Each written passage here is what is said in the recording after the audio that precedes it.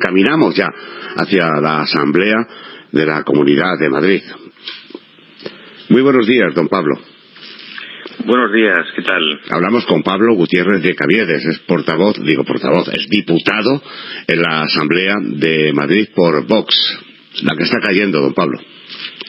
Pues sí, la verdad es que estamos en una situación preocupante y prácticamente insuperable, sí. Yo soy de los pesimistas ya, mira que soy optimista, pero cada día que me despierto tengo más dificultades para encontrar salida a algo tan grave como lo que está ocurriendo no solamente en la Comunidad de Madrid, que es importante, como es natural, es la capital de España, pero es que en España se agolpan los problemas a los que no se da solución, se enquistan y van incluso a peor, ¿no? Yo, si le parece, hablamos de lo que casi nadie quiere hablar en estos días, que es de Cataluña, donde se está promoviendo y se sigue promoviendo un golpe de Estado y parece que al gobierno no solo le da igual, sino que está por la labor. Bueno, es que el gobierno en realidad depende, ha cedido al poder y lo mantiene simplemente con el apoyo de grupos y partidos políticos que sencillamente detestan, odian a España, que es paradójicamente el país que está gobernando, es el mismo gobierno, y que tienen por función subvertir el orden constitucional, dividir el país, destruir ese país, y que detesta, odia sus propios símbolos, a sus instituciones, su historia y su futuro. Entonces, pues es una situación totalmente ilógica, ridícula, grave, pero que es la que estamos viviendo, y la verdad es que la esperanza hay que mantenerla, porque sigue habiendo gente, la esperanza hay que tenerla pues en el pueblo español, en las personas, en las instituciones que están dando la cara por defender España, su Estado de Derecho, las instituciones, la libertad, y eso sigue existiendo con el rey de España, por cierto, a la cabeza,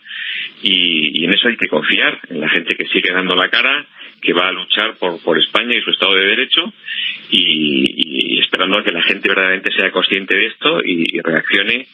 y apoye a su vez iniciativas que se hacen en defensa de España y sus instituciones, efectivamente. Ustedes han manifestado en diversas ocasiones, es algo que comparto yo personalmente, el hecho de ilegalizar a partidos que no creen en España, que odian a España, que quieren además fracturar España y que no tiene ningún sentido que estén formando parte de las decisiones justo en estos momentos, no, en todos los momentos de esta democracia joven, han sido partícipes de las actividades y de las tomas de decisiones en este país y se han beneficiado y en esto estamos ahora, claro, precisamente por ese asunto. ¿Siguen siendo partidarios de que estos partidos queden ilegalizados? Sí, así lo hemos propuesto tanto en el Parlamento Nacional, en las Cortes, como en parlamentos autonómicos, como proposiciones no de ley,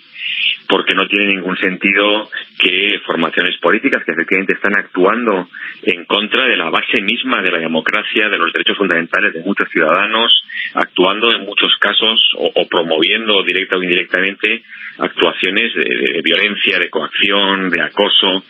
no tienen ningún sentido. Formaciones políticas que son incapaces todavía de condenar mínimamente el terrorismo, el que a alguien se le asesine, se le secuestre, simplemente por no compartir sus ideas. Entonces se puede defender cualquier tipo de idea dentro del marco constitucional y, por supuesto, con respeto a los derechos de los demás, que luego son paradójicamente las formaciones que se atreven a hablar de partidos extremos y de ideologías extremas, cuando en realidad son por los que están sustentados o apoyan el comunismo, por ejemplo, que es la ideología política que de forma manifiesta en la historia ha producido un mayor genocidio, una mayor muerte por violencia desde el poder o por hambre de millones de ciudadanos, o cuando son formaciones que, como digo, están vinculadas y son herederas de grupos terroristas. Lo que es inconcebible es que un partido como el socialista esté sustentado en esas formaciones, haya accedido al poder con esas formaciones y a su vez dependa de ellas constantemente para cualquier tipo de votación, y eso es lo que se ve en una serie de actuaciones, declaraciones totalmente indignas, que no comparten la práctica totalidad de los gobernantes que ese partido, el Partido Socialista, ha tenido en el pasado, y que les abochornan. pero en esas estamos, con un gobierno para el que parece ser que vale todo, y que a su vez pues no se ve discutido o informado sobre estas cosas la sociedad española, pues porque los medios de comunicación a su vez han sido regados por un montón de dinero, los grandes medios de comunicación, por un montón de dinero que se ha sustraído a las necesidades urgentes y importantes que sí tiene la sociedad ante una emergencia social y económica muy importante que vamos a afrontar, y que sin embargo ese dinero se dedica a estar adulando al poder o simplemente no informar de estas cosas. Déjame que le haga un pequeño regate, hablando en términos futbolísticos, y ya que ha introducido usted este tema, le hablo de ese robo de balón que han hecho ustedes al portero de la memoria histórica para que se eliminen de Madrid calles con el nombre de Largo Caballero de Indalecio Prieto, dos personajes siniestros en la vida de este país que al parecer campaban a sus anchas en el callejero de Madrid, pero no son los únicos, Hay que recordar que en este país y en muchas ciudades hay calles todavía, a Santiago Carrillo, a La Pasionaria, a Dolores Ibarruri, y en cambio se han eliminado calles a personas que estaban cercanas al régimen franquista en un momento determinado, y haciendo de la memoria democrática que ellos llaman una memoria sectaria claramente, y hemos visto como ustedes en el Ayuntamiento de Madrid, por ejemplo, pues les ha metido un gol, pero vamos, de estos buenos. Sí, efectivamente, pero esta es una muestra también prototípica de la doble vara de medir cínica, si se me permite la expresión, de la ridícula, entre comillas, superioridad moral que la izquierda se cree que tiene y que ejerce además de una forma manifiesta. Es decir, que hay algunos que se lo creen verdaderamente. Entonces nosotros estamos en contra de esa ley que promueve una ideología muy determinada, totalitaria, que con un sesgo creemos que incluso contrario a bases de nuestro ordenamiento jurídico, pero estando opuestos a esa ley que promueve incluso unos hechos y una ciencia impide la libertad de pensamiento, la libertad de cátedra, que debe ser enseñado una historia con un sesgo muy determinado y radicalmente falso en muchas de las cuestiones desde perspectiva puramente histórica, pero estando en contra de esa ley, a su vez también, claro, cuando se pretende aplicar, la izquierda y la extrema izquierda se escandaliza curiosamente y dice no comprender que por qué hay que eliminar en estricta aplicación de esa misma ley que ellos han promovido a estas personas de los callejeros, por ejemplo, pues por el mismo criterio que digo no compartimos, pero que establece esa ley. Esto es una muestra más de ese sesgo totalitario, sectario y graciosamente superior moralmente de alguna gente que, como digo, está sustentado o adula a ideologías que han provocado los mayores genocidios de la historia del universo, cosa que la gente no conoce y respecto de lo que habría que hacer más pedagogía, desde luego, y explicar, claro, por ejemplo, a nuestros jóvenes todos estos hechos que en muchos casos desconocen incluso la existencia, por ejemplo, de ETA y sus consecuencias. Y mire que está cercano, que está mucho más cercano, claro, como para exigirles el conocimiento o esperar que tengan conocimiento pues de hechos como los del régimen de la Segunda República, hoy se asesina al jefe de la oposición, entre otras cosas. Por ejemplo, si me permite, don Pablo, hoy se conmemoraba, hoy día 5, se producía en el año 34 el golpe de Estado en Asturias, ¿no? Donde, asaltaron el Congreso directamente. Efectivamente. Sí. Hoy, día 5 de octubre, y en cambio eso parece que no se quiere enseñar, pero permítame, es que en los medios de comunicación que usted dice que han sido regados, y los que son públicos, que es peor todavía, si me apura, se está durante muchísimos años adoctrinando a través de diferentes series, películas, reportajes, etcétera, etcétera, donde hay un malo y un bueno, y eso parece que ha calado en la sociedad. Es decir, hay un sector malo y un sector que han sido los buenos, y yo creo que primero cometen dos errores. No ha habido ni malos ni buenos, ha habido muy malos y menos malos, pero parece ser que los muy malos hoy día son los intachables, los buenos, los que merecen el reconocimiento, los que hicieron las cosas bien. Hombre, yo creo que habría que enseñar esa historia nueva en España, no ha pasado ni 100 años, ni un siglo, ¿no? Enseñársela a los chavales en los colegios, pero claro, el camino de la educación es el mismo camino que está siguiendo el gobierno. Sí, y educación que está en manos de un Estado autonómico que ha producido una distorsión absoluta, por ejemplo, en materia educativa, desde el cual se ha enseñado, y algunos lo llevamos diciendo décadas. Yo que he vivido años en Navarra, por ejemplo, pues he padecido esa enseñanza sectaria y promovida muchas veces pues en defensa directa o indirecta de la propia violencia y con una negación radical de cuestiones de la verdad, de cuestiones esenciales de la historia de España que se negaban, no se enseñaban o sencillamente se enseñaban radicalmente al revés, inoculando desde muy pequeño el odio a España entre los chicos y entre los niños desde edades muy tempranas, ¿no? Entonces, pero ¿cómo va a ocurrir otra cosa? Repito, si estamos gobernados por un gobierno que está sustentado con un partido como Bildu y con el cual ya hablan además abiertamente y se reúnen reconociendo que dependen de ellos para cualquier tipo de votación, para sacar adelante una ley, para sacar adelante los presupuestos generales del Estado, lo cual estamos ahora, y por lo cual tenemos declaraciones de condolencia hacia terroristas que no se tienen hacia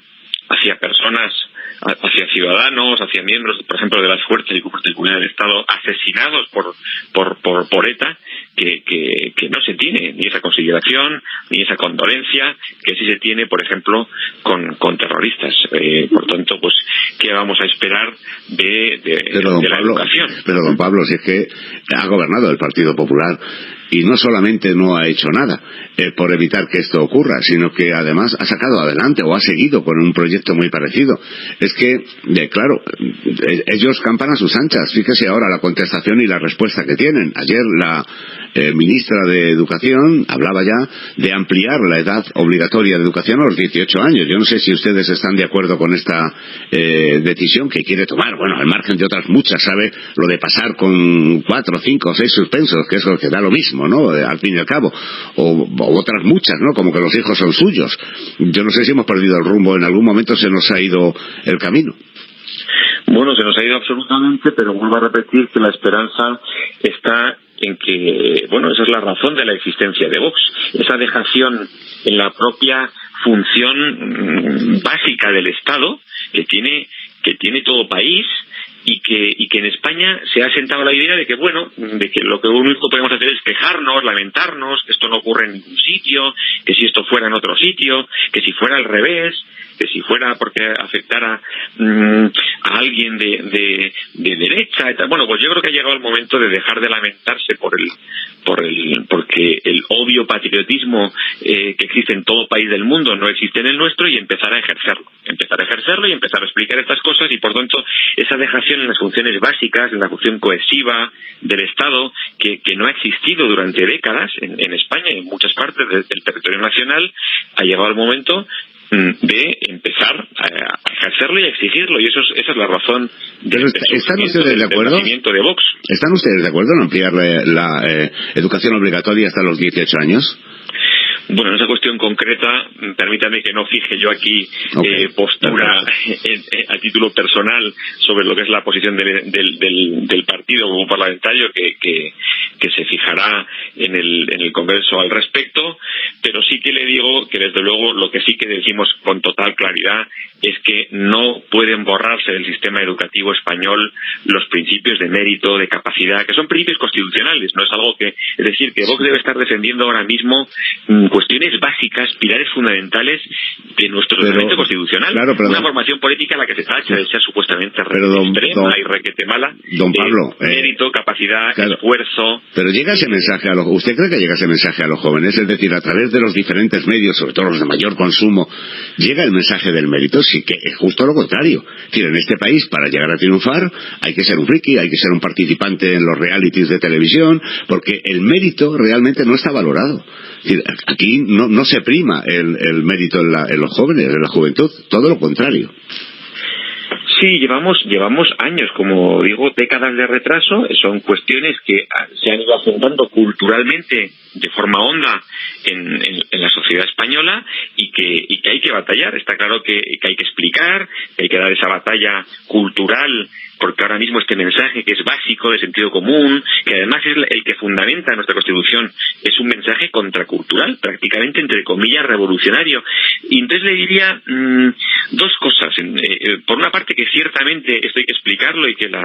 nuestra juventud en gran medida lo desconoce, pero que por otra parte, y ahí vuelve a estar la chispa de la esperanza, es que hay muchas cosas que no aparecen en los medios, que no se discuten, que son ocultadas, que son distorsionadas, pero que sin embargo están en un medio libre y más abierto como es Internet,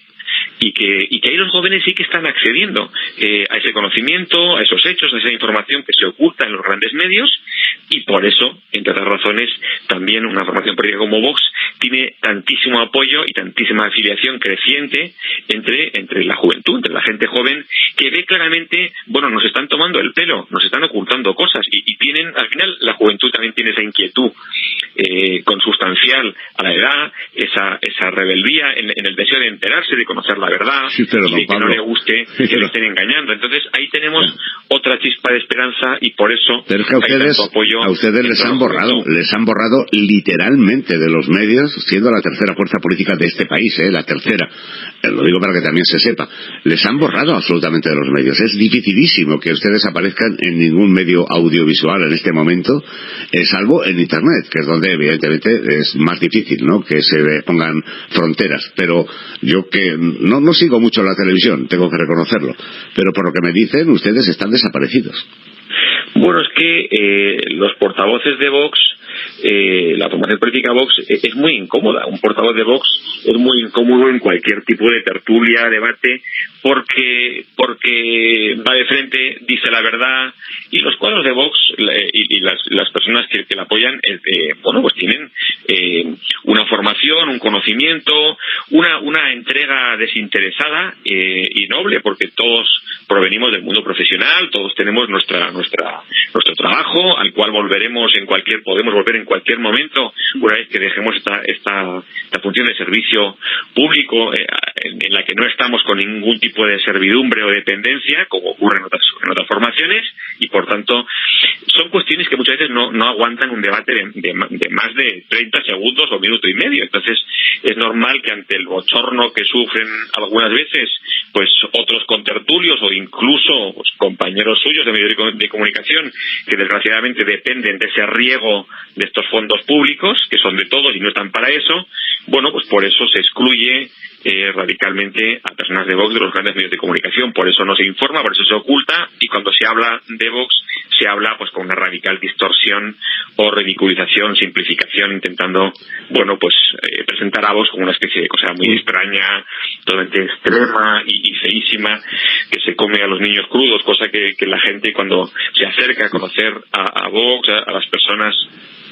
que representan a Vox en las instituciones, pues ven claramente que no tiene nada que ver con esa simplificación ridícula que se hace en los medios, y por eso el apoyo va hacia arriba. Don Pablo, ustedes han manifestado en reiteradas ocasiones que están en contra del sistema autonómico actual. Yo he manifestado igualmente que es inservible, que se ha demostrado día a día, se demuestra más que es inservible y que solo ha servido para colocar a un montón de amiguetes, que no está mal por otra parte, amiguetes de los que gobiernan en las comunidades, y que esto ha hecho que el sistema sea insostenible. Ustedes han manifestado ya en diferentes ocasiones que no están de acuerdo con este sistema. ¿Qué otro sistema es viable? Bueno, pues un sistema en el que no haya la duplicidad o multiplicidad de administraciones, de atribuciones competenciales, y sobre todo la ineficiencia. Se está comprobando en cuestiones muy muy graves, reiteradamente, diariamente, y desde luego en la que tenemos ahora sobre la mesa, y que es la más gravísima, que es la lucha frente al coronavirus. Ahí se ve que la multiplicidad de administraciones en materia de salud, en este caso, produce una radical ineficiencia, es decir, que unos echan la culpa a otros, y al final ni la administración autonómica tiene la capacidad, como reconoce, por ejemplo, el propio gobierno de Madrid, que no tiene la capacidad y se nos viene a explicar reiteradamente en la Asamblea que bueno, que Madrid es como un pececito pequeño en el universo a efectos de acceder a la compra de material, a efectos de negociar, a efectos de adquirir, a efectos de reaccionar al fin y al cabo ante esta enfermedad, por ejemplo, y el Ministerio a su vez ha sido vaciado de personal, no tiene esa experiencia, ese músculo en la actuación nacional e internacional frente a esta cuestión. Y desde luego se ha mostrado la radical ineptitud, ineficiencia y en muchos casos, desgraciadamente, falsedad e incluso actuación hasta quizá criminal del Gobierno de España. Sí, entonces, lo que no puede ser es que el Gobierno central esté vaciado de competencias, de personal y de ese músculo de actuación, y las comunidades autónomas dicen que son demasiado pequeñas para actuar en un ámbito común. Y esto se produce en otras muchas materias, en la de educación que hemos hablado, pero se produce en materia de incendios, se produce en multitud de materias que vamos viendo día a día y que demuestran la ineficiencia de todo esto. Entonces no está mal colocar a la gente, no está mal colocar a los amiguetes, salvo que uno esté en situación de ruina, como estamos y como desgraciadamente vamos a estar con mayor gravedad de ruina social y económica, pues entonces sí que no podemos estar con estas multiplicidades y con ese pesebre infinito de colocación de amigos que supone desgraciadamente este sistema. Déjeme que nos centremos un poco más en la Comunidad de Madrid. Se oyen relámpagos y truenos sobre la moción de censura, ha vuelto otra vez a entrar en escena y fundamentalmente por la dimisión del señor Reyer, pero ya venía de antemano. ¿Es de fiar el señor Aguado? Dice la presidenta que es imposible que se ponga una moción de censura. ¿Está usted tan seguro de que eso sea así? Bueno, seguros de que no haya moción de censura no puede estar nadie. Nosotros lo llevamos diciendo un tiempo. No, la fiabilidad me refería del señor Aguado. No, la fiabilidad del señor Aguado ya la he puesto en cuestión varias veces en el propio Pleno, con cuestiones radicalmente, contradicciones que el vicepresidente actual de la comunidad había tenido. Y bueno, esto lo hemos puesto de manifiesto reiteradamente. No tengo nada personalmente en contra del señor Aguado, pero desde luego políticamente me parece que Ciudadanos es una formación política que está amortizada, que la sociedad ha comprobado como no tiene ni ideas ni una función que cumplir ahora mismo y que está sirviendo pues de sostén directamente de ese gobierno socialista. ¿Quién lo hubiera podido pensar del gobierno socialista, a la vez que el gobierno socialista no renuncia, es más, sigue negociando y acordando cuestiones con Bildu o con Esquerra Republicana de Cataluña? El papelón que está haciendo Ciudadanos en esta desaparición suya pues no puede ser mayor, y desde luego pues el señor Aguado nadie tiene todas consigo de que esa operación de un modo o de otro frente al gobierno, contra el gobierno de Madrid, no se produjera. Un vicepresidente de un gobierno no puede estar haciendo el papel de supuesto árbitro entre dos instituciones porque pertenece a una de ellas. Esta es otra de las cuestiones que comentábamos antes que no puede ocurrir. Usted es el número 2 de una de las partes. Usted no puede estar haciendo supuestamente de árbitro entre las dos, porque pertenece a una de ellas y es la cabeza, en segundo lugar, de una de ellas. Y la televisión que usted le corteja, que es Telemadrid, le presenta constantemente prácticamente como el número 1. Televisión que, sin embargo, hace unos años dijo que había que cerrar, que las televisiones privadas eran un chiringuito para colocar, chiringuito es una frase, una palabra más nuestra, de Vox, pero que eran algo a cerrar porque suponían un gasto de miles de millones simplemente para a los ciudadanos, cosa que ahora sin embargo no sostiene, sino todo lo contrario, porque está siendo beneficiado por esa televisión. ¿Pero qué diferencia hay entre el Ayuntamiento de Madrid y la Comunidad de Madrid? Porque al parecer las actitudes son diferentes. Están haciendo grande al señor Almeida el propio Ciudadanos, ensalzando la figura del señor Almeida, y en cambio en la Comunidad de Madrid parece que están justo lo contrario, dilapidando la figura de Isabel Díaz Ayuso. Bueno, quizá hay diferencias de actitud, pero en lo esencial yo veo que están confluyendo, sin embargo, ahora en apoyar precisamente la imposición unilateral que el gobierno de España ha hecho, desgraciadamente que el actual gobierno de España, Sánchez e Iglesias, el gobierno sociocomunista, ha hecho a Madrid. Ahí no veo especial diferencia. Y el propio Almeida ha venido a decir que que hay que ser buenos y que hay que cumplir y que habrá que tener paciencia y aquietarse frente a una actuación que es manifiestamente contraria a derecho. Eso es lo que estos días hemos presentado No, permítame simplemente, es que usted que sabe mucho de esto además, los ciudadanos estamos tragando con ilegalidades como esta, es decir, alguien está limitando nuestros derechos fundamentales y no pasa nada porque no nos defienden nuestros políticos. Bueno, nuestros políticos también Algunos. son Vox y Vox. Acabamos de presentar un recurso contencioso administrativo, por una parte frente a la actuación del Gobierno de España ante la Audiencia Nacional y por otra parte frente a la actuación del Gobierno de Madrid ante el TSJ de Madrid, pidiendo precisamente medidas cautelarísimas, es decir, medidas cautelares inmediatas que, paradójicamente, el Gobierno de Madrid no ha solicitado. El Gobierno de Madrid dice que se opone a esas medidas, que le parecen radicalmente contrarias al derecho y, paradójicamente, de forma inexplicable, no pide la suspensión inmediata de esas medidas que van a producir una vulneración, como usted muy bien dice, de los derechos fundamentales de millones de ciudadanos y a la vez una ruina económica y social muy grave. Y sin embargo, no paraliza esto. Cuando cualquier persona mínimamente enterada de esto sabe que el retraso en días o semanas en la paralización de esta imposición unilateral del gobierno Sánchez Iglesias, contraria a derecho, va a producir en el mundo, en la vida laboral, social, económica de... ¿Qué tiempo tienen los tribunales para contestarles a ustedes sobre este requerimiento? Pues mire, en el ritmo normal que llevaría el recurso que ha interpuesto supuestamente la Comunidad de Madrid, podría llevar meses, y una cautelar normal puede llevar semanas, 2 semanas, 3 semanas, dependiendo ya del reparto, del traslado a la abogacía del Estado, de los plazos que hay que cumplir. Sin embargo, en las cautelarísimas que hemos pedido nosotros, 48 horas. Es así de simple. Es decir, mañana sabremos ya la decisión del tribunal. El tribunal, si cumple los plazos procesales establecidos en la ley, y yo a ellos me dedico, además de ser diputado ahora mismo, pues me dedico al derecho procesal y catedrático a ello. Si cumple esa función, si cumple ese plazo, tiene 48 horas para, y en principio en una materia como esta, tan grave, con efectos tan graves en los derechos de los ciudadanos, que pueda ser totalmente inefectiva la resolución que se dictara al final del proceso, se tiende a intentar cumplir ese plazo, a pesar de la carga de los tribunales, sí. Ya.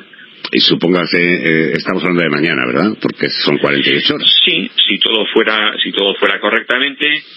mañana, si el tribunal sanciona favorable a la demanda de Vox, al recurso de Vox, ¿qué pasaría? Que quedarían sin efecto las medidas adoptadas por el Gobierno de España, sea directamente porque se anulan las del Gobierno de España, o sea indirectamente porque se anula la orden de la Comunidad de Madrid que ejecuta esas medidas del Gobierno de España. Por tanto, quedarían sin efecto. Y subsistirían las medidas que ya había adoptado la Comunidad de Madrid de por sí. Eso es una cuestión en ese equilibrio que el tribunal debe tener en cuenta para ponderar todos los intereses en conflicto, para acordar una medida que es severa y que se otorga pocas veces, como la suspensión de la efectividad de esa actuación del gobierno. Eso se otorga pocas veces, pero en este caso es uno de los pocos en que vemos claramente que sí hay motivo para acordar esa medida, dada la gravedad de los efectos de que se mantenga esa actuación del gobierno, estando garantizada la salud, por una parte con las medidas que ya existen, cuando esas medidas además son incoherentes, inefectivas, las medidas del gobierno de España, que por otra parte no está garantizando la salud mínimamente, sigue negando cualquier tipo de actuación de control en el aeropuerto, por ejemplo, en la entrada en nuestro país, hasta el punto de que uno no puede ir al municipio de Alao, pero sin embargo sí puede entrar cualquier persona de cualquier país en Madrid y moverse por toda la comunidad. Es decir, son medidas que son incoherentes e inefectivas, ¿no? Y contradictorias además con actuaciones del gobierno. Se niega a hacer la PCR, por ejemplo, a personas que son contactos directos de algunas personas posibles contagiadas. Es decir, que es contradictorio. No se está mirando en absoluto de verdad a la salud y a la contención de la salud con una batería de medidas que, por ejemplo, nosotros hemos propuesto desde hace un tiempo, y que se nos dijo de todo, no se nos hizo caso, y en muchas cosas se nos va haciendo caso, pero semanas o meses después. Por tanto, estas medidas no miran a la salud, sino que miran en realidad no a luchar contra el virus, sino a luchar contra un gobierno, que es el gobierno de Madrid, por razones puramente políticas de intentar controlar la comunidad que el Partido Socialista no gobierna desde hace 25 años, desde Leguina, al que también, por cierto, ya consideran otro facha. Sí. Bueno, aquí esto es un argumento muy facilón, lleva demasiado tiempo ya. Hoy publicaba el Diario del Mundo, y ya terminamos, no le entretenemos más, don Pablo, publicaba que el gobierno había sido informado en reiteradas ocasiones, entre enero y el mes de febrero, finales de febrero, del asunto del coronavirus, de la gravedad del tema y demás. Aún así, lo digo porque todas estas informaciones al final parece que se olvidan, ¿no? Pero que durante 2 meses, en más de una decena de ocasiones, se le informó de la gravedad del coronavirus, y mire usted lo que ha pasado. Nadie puede hacer nada en torno a este asunto, porque además la fiscal ya ha pedido claramente que no se tomen decisiones, es decir, está en contra de que se investiguen todas y cada una de las querellas que se han puesto contra el gobierno. Bueno, la Fiscalía, ya lo dijo el presidente del Gobierno, con un descaro descomunal, y ya sabe usted de quién depende. Eso desde luego no debía ser así. Eso no ocurre en los países civilizados y en los estados de derecho, pero la concepción que tiene el Estado de Derecho el presidente del Gobierno y el vicepresidente del Gobierno ya conocemos cuál es, pero para eso vuelve a estar otra vez Vox. Vox ha ejercido acciones judiciales por esta materia y puede sostenerse la acusación, como hemos hecho, como ocurrió en Cataluña desde el principio, solo por la acción judicial de Vox, por lo que se mantuvo inicialmente, se inició y se mantuvo la actuación frente a los condenados finalmente por el Tribunal Supremo por el procés, y en esas estamos también en esta materia. Por eso le hablaba antes de la posible responsabilidad criminal del gobierno, y no en un sentido ciudadano, sino en un sentido respetuoso con su posición de inocencia, pero probable. Efectivamente, el gobierno conocía de forma detallada, con informes de enero, de febrero y de marzo, del 10 de febrero, del 6 de marzo, informes que de forma detallada, suscritos por ejemplo por personas como Fernando Simón, advertían de la alta peligrosidad, de la alta tasa de contagio y de la letalidad de ese virus, informes que por cierto estaban en la página web del Ministerio de Sanidad y que desaparecieron de la página web del Ministerio. Es decir, que conocían perfectamente las características, el riesgo y la necesidad de adopción de medidas que no se adoptaron sencillamente hasta que pasara el 8M. Hasta ese momento nada se podía hacer, es más, se ocultaba a los demás esta información, porque nosotros mismos preguntamos por la posibilidad de realizar algún acto que teníamos en esas fechas, y se nos dijo que por supuesto que se podía hacer, es más, que era conveniente que se hiciera para no levantar alarma social en los ciudadanos, cuando lo que se quería era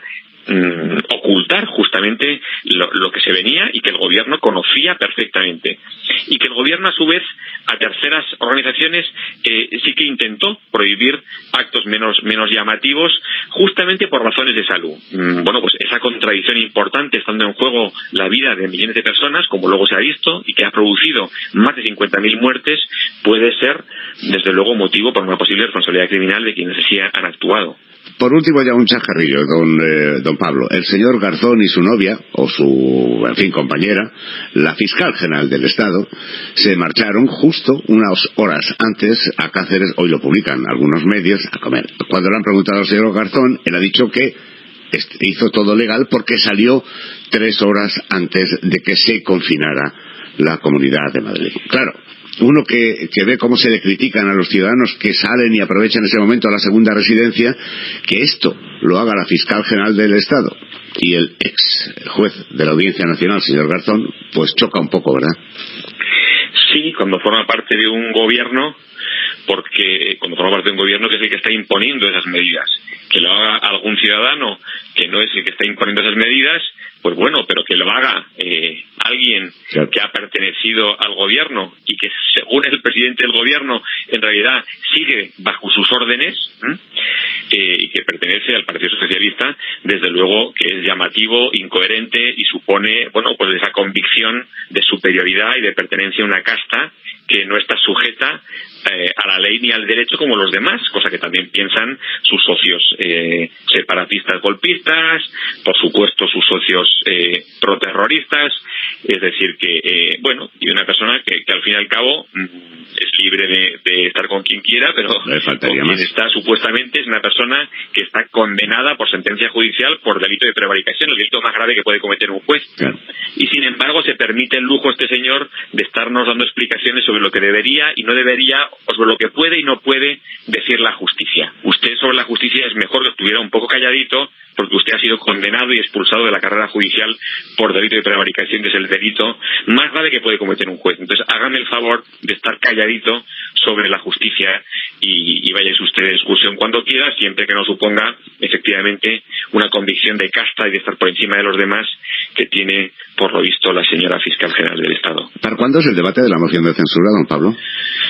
Bueno, pues depende de la fijación que lleve a cabo la mesa con el calendario parlamentario una vez presentada, y eso estaremos a lo que resuelva y fije definitivamente la mesa del Congreso de los Diputados. Bueno, pues a la espera de ese momento, que yo creo que es un momento cumbre también en la legislatura. Algunos ya se han manifestado que no es el momento, que no está bien, que no lo deberían de haber presentado. Yo creo que sí, es una manera de visualizar mucho más todavía las propuestas de Vox. No les va a quedar más remedio a los medios que estar ahí y transmitir precisamente esto, y bueno, esperemos que al menos se saque algo positivo. Yo creo que ya de por sí la moción de censura es positivo, pero además que ponga en claro todos y cada uno de los problemas que está ocasionando este gobierno. Don Pablo, que ha sido un placer contar con su presencia hoy aquí en Globo FM. Gracias. Igualmente, muchas gracias.